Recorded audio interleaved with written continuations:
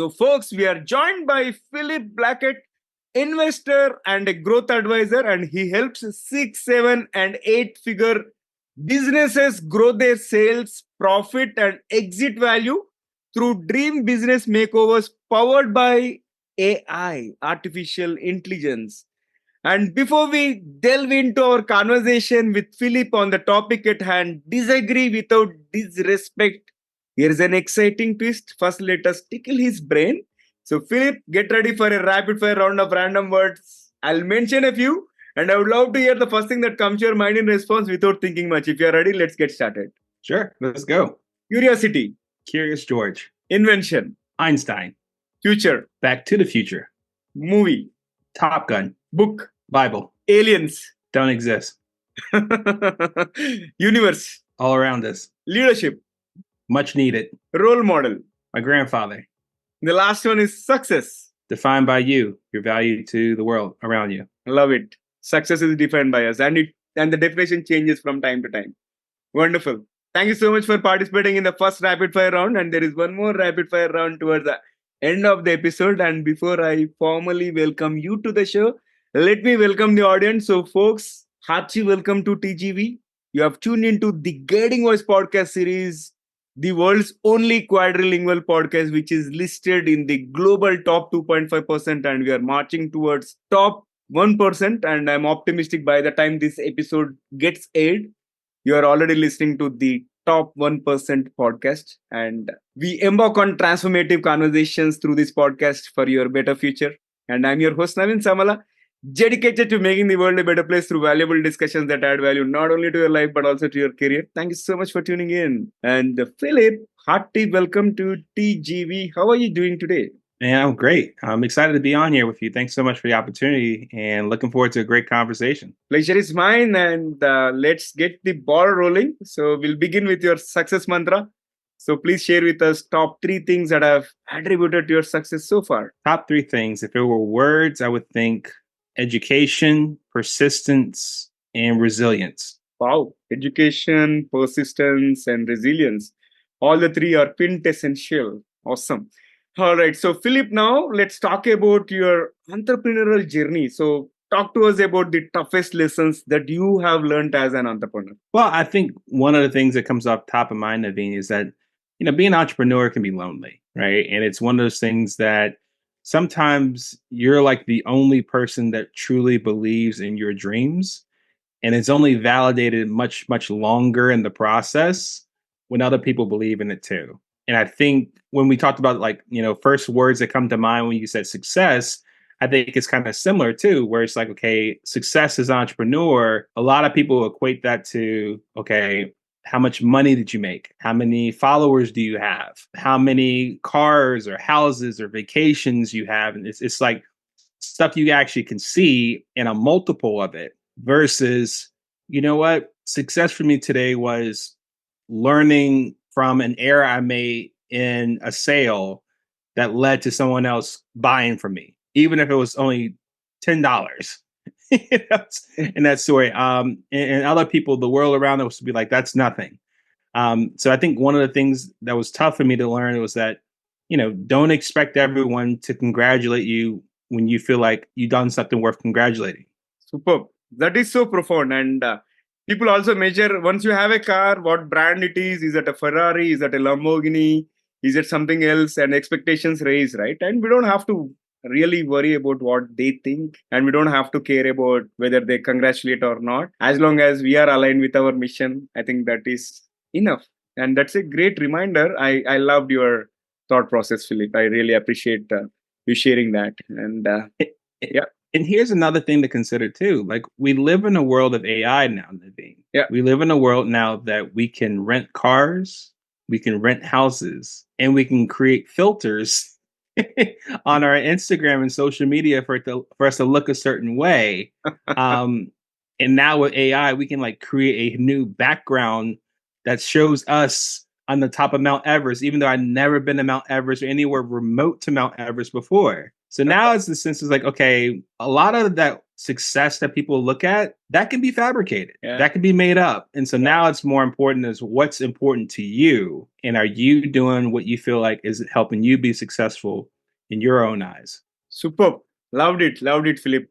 So now let's get into our topic: how to disagree without disrespect. Yeah, I think it's a topic that I think, regardless of country, this is a topic that everyone around the globe could really better experience how to do. Yeah. Right. I first came about it because, I'm very much a recovering people pleaser. What people say or view me as far as their opinion of me matters a good deal, or at least not as much as it did before, but still it does. And one of those things that a lot of people can feel particularly timid or shy about is sharing their honest opinions and viewpoints, partly because they're afraid of how people will respond to them and whether or not they will like them, whether or not they'll unfriend them or criticize them or embarrass them in public, a number of different things. It's now the sense that we live in a world that a lot of people think that to love somebody is contingent on them agreeing with you on everything.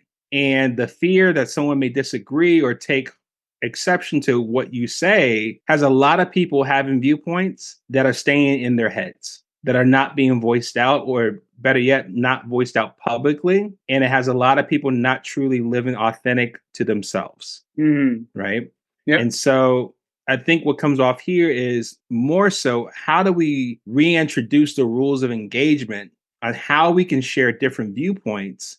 Where, as my mom taught me, just because I disagree with you, Philip, that does not mean that I don't love you. And that's really, like, if there's one core theme out of my book, that is it. No, it is good because we can disagree on certain things. It doesn't matter it is the end of the world or end of the relation, right? Awesome. So in your book, I think you talk about the 5-step framework, right? So can you share briefly about that? Sure. I always like using examples. Naveen, what is your favorite sport? Cricket. Okay. So what is your favorite team? Obviously, India team, and followed by Australia. Okay. So what's your biggest rival? Pakistan. Okay. So for the purpose of this exercise, you're a fan of the Australian cricket team. Okay. And for the purpose of this exercise only, I'm a strong fan of the Pakistan cricket team. Right. I think the Pakistan cricket team is the best team in the world. Yeah. And you disagree with me and you think the Australian cricket team is the best in the world. Yeah. So I'm going to use this framework in that context and share how Naveen and I are still friends, even though we have very passionate views on who is the best cricket team in the world. Okay. So the first step is we have to separate the idea from the identity of the believer. Now, what does that mean? Naveen thinks that the Australian cricket team is the best in the world. I think he's wrong. However, I'm talking the idea of the Australian cricket team being the best in the world. I'm not necessarily saying that something's wrong with Naveen for thinking that, though. So take a step back. A lot of people have certain viewpoints that are so intertwined with who they are that we can't separate the idea from the identity of the person. So for me to criticize that the Australian cricket team is not the best team in the world, and I don't like that cricket team, I don't want Naveen thinking that I don't like him as a result, or that he as a person is of less value to me because he likes the Australian cricket team. So that's number one. And that's probably one of the hardest things to do, but it's so helpful to just stick it just on the idea itself. Yeah. The second part of the framework is dislike the idea, yet love the believer of that idea. What does that mean? Yes, Naveen loves Australian cricket, thinks it's the best in the world, and I heavily, strongly, passionately disagree with him. I can do that, and I can still say, Naveen, I disagree with you strongly, and I will gladly watch a cricket game with you. I will gladly, what are you doing this weekend? Let's have some fun this weekend, get together with our families. We can still have different views, and I can still love Naveen as a person. Because once again, as I said before, my love for him is not contingent on us agreeing on who's the best cricket team in the world.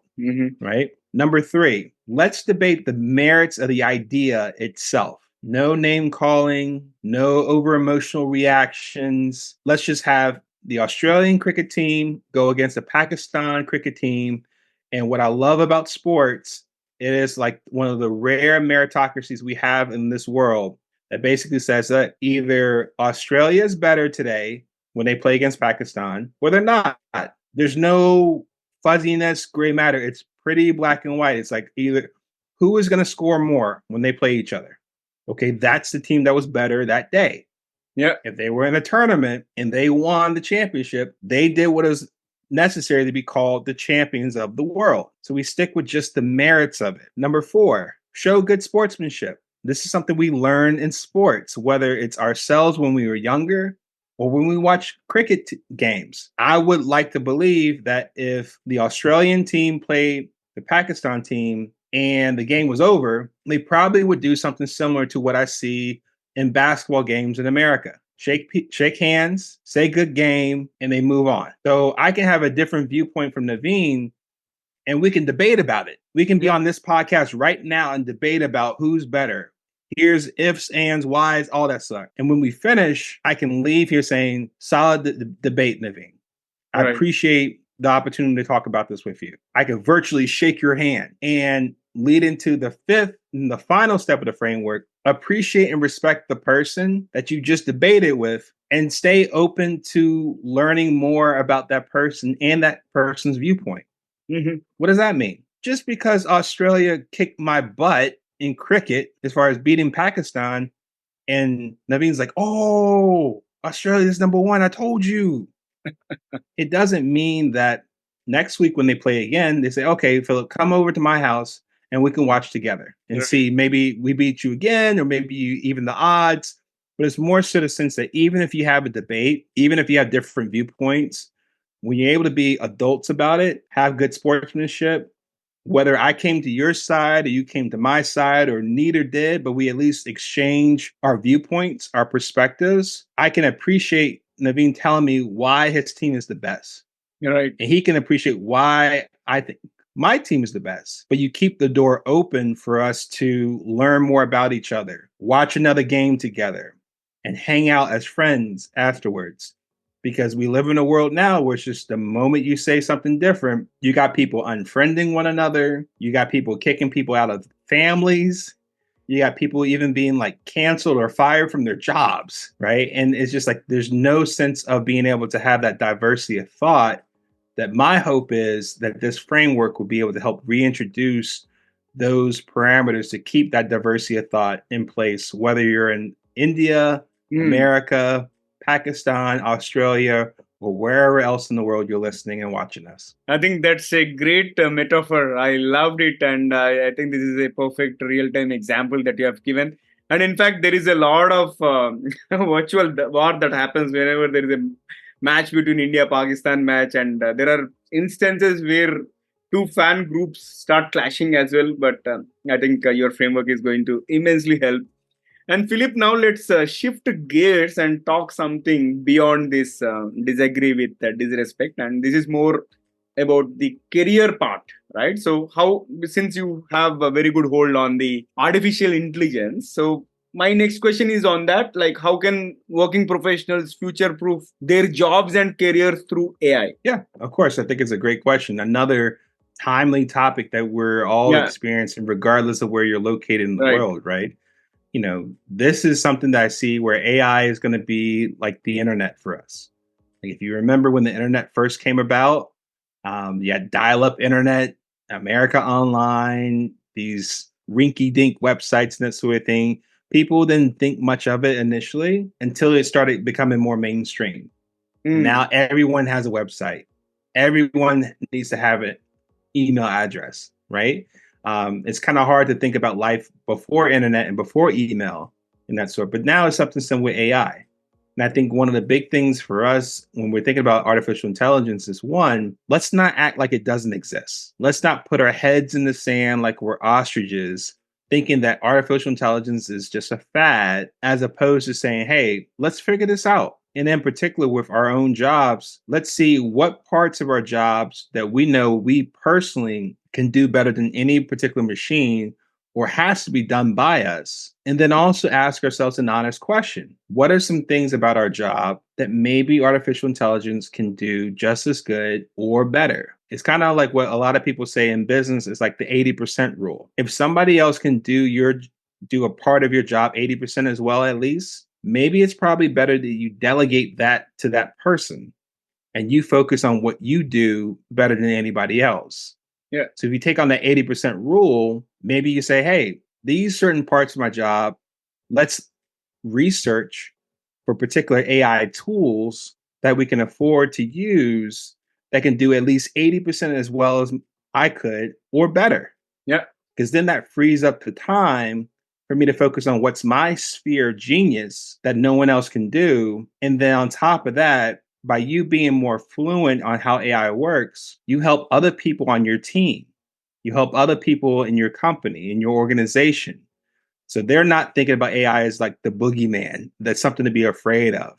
They're like, oh my gosh, Naveen knows so much about AI. He's helping me with my job. He's helping this other person with my job. Because what happens then? Now Naveen is looked at as a thought leader.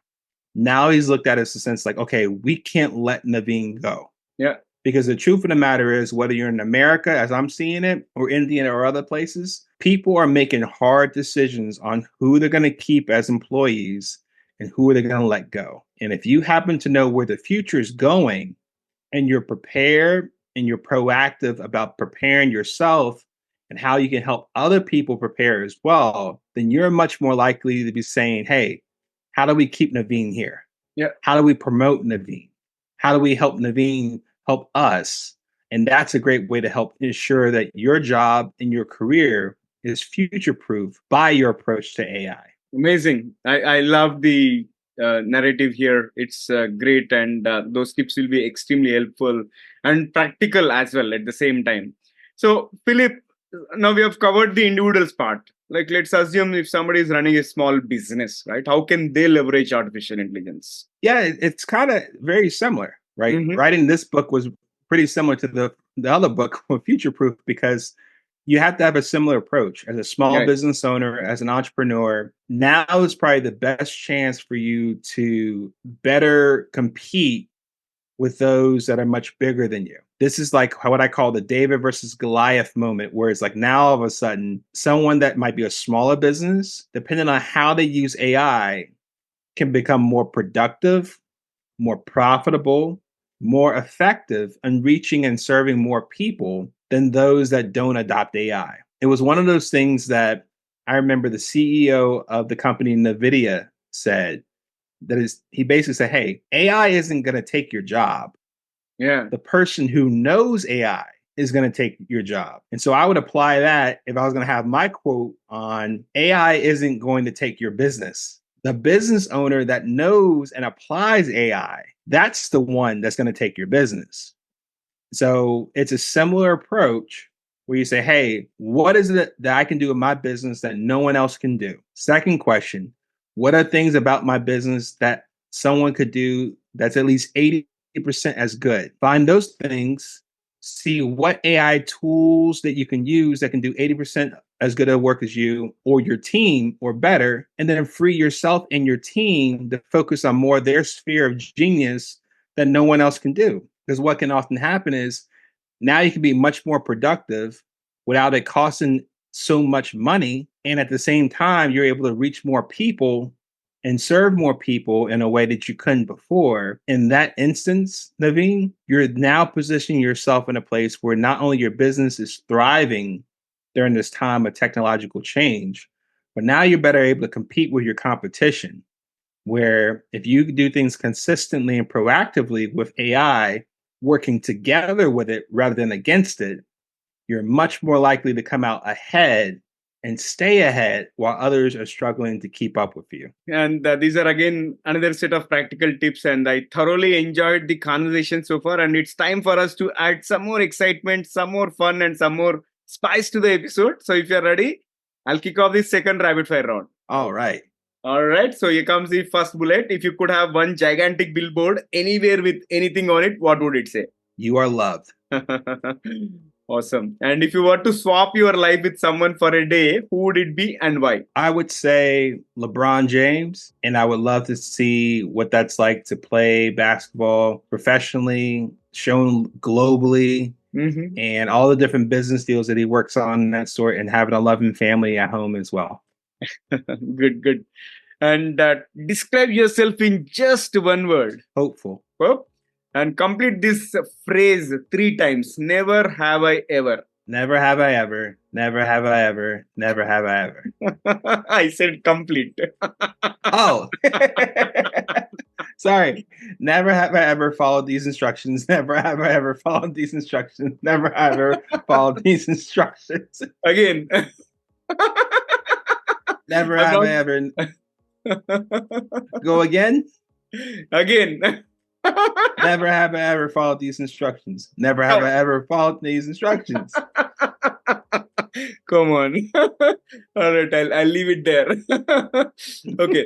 If you had access to a time machine, where and when would you go? That's a great question. I will go back to the day I was born in Wow. Memphis. And here comes the last bullet out of second rapid fire round. What is one electronic gadget that you'd like to see or invent yourself? Not a time machine, but what do you call it? One of those machines that makes you like disappear and just appear in another place instantly. I don't know what it's called.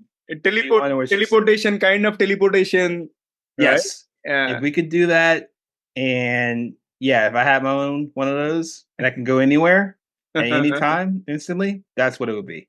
And then there is one more gadget, Doraemon gadget also. Anywhere door, you just go pop up and you'll be present, whatever you imagine. I don't know if you are fond of cartoons, but one of my favorite cartoon characters is Doraemon. And Doraemon gives a lot of gadgets. That'd be good. Yeah. So great second rapid fire round, and let's flip back to the mainstream. So, Philip, what will be your one piece of advice to those aspiring to make big in their careers? So I think there's a quote that Wayne Gretzky, an American hockey player, once said that a lot of people will remember. You don't skate to where the puck is, you skate to where the puck is going to be, right? Wow. And so you have to anticipate what's happening next. Don't get so caught up in what you're doing in the here and now, because there may be a great opportunity of where your career can head towards. But if you're not keeping yourself open to seeing where things are going and preparing yourself for that opportunity, you may miss a great opportunity that can change your career forever. So profound. I loved it. And Philip, thank you so much for joining us today. And I thoroughly enjoyed the conversation. And how is your experience being hosted on TGV? Never have I ever had a more fun time on a podcast and then being on the guiding voice with you. Great. Even I had great fun. And most importantly, I loved amazing nuggets of wisdom that you have shared. I think we are aligned on certain thoughts. I thoroughly enjoyed and looking forward to hosting you in future. And I wish you all the best in everything that you do. Absolutely. Thank you so much for having me. So pleasure to have you, Philip. And friends, that was our episode with Philip Blackett. And before we jump into the fun trivia section, we have a quick request in case if you haven't already subscribed to our podcast, TGV, The Guiding Voice. Please subscribe from wherever you have tuned in, because subscribing keeps you updated on new episodes and you will learn while having fun, and you'll get to know some of the rarest spoken topics as well. And if you have enjoyed the conversation, please share with at least 3 of your friends or colleagues who would also like TGV, The Guiding Voice. So spread the knowledge and help others grow just like you are growing. All right. So thank you so much in advance. Now let's hop into the trivia segment.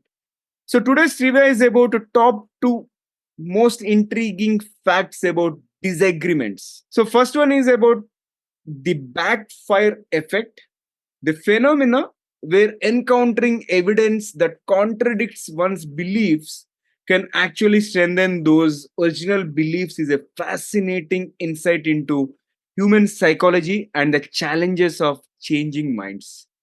And it also underscores the complexity of cognitive processes and the deep rooted nature of beliefs, making it a crucial consideration in discussions, debates, and when presenting information intended to persuade others. And next is about disagreement can lead to better decisions.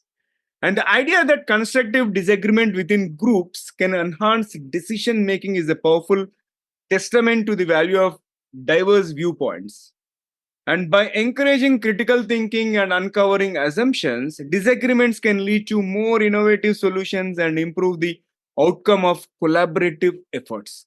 And this fact is especially relevant in professional settings where leveraging cognitive diversity can lead to breakthroughs and superior strategies. In fact, I've come across so many leaders who hire people that are smarter than them and who are no people, which means they don't say yes to their bosses all the times and they come up with that critical questioning and that makes them stand apart from the crowd and which makes them a must hire, right? So likewise, if you have any specific tips about disagreeing without disrespect, do let me know. And also I would love to know your feedback on the episode. What did you like most about today's conversation with Philip Blackett?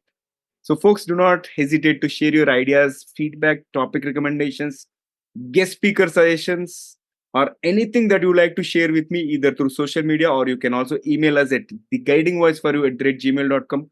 4 as in digit 4 and you as in letter U, and let's create content that resonates with you. I'm your host Naveen Samala, a lifelong learner, and my goal is to have impactful conversations that improve not only your life but also your career. So until next time, take care, stay inspired, and remember, the best is yet to come. Goodbye for now. See you all in the next episode with another amazing guest.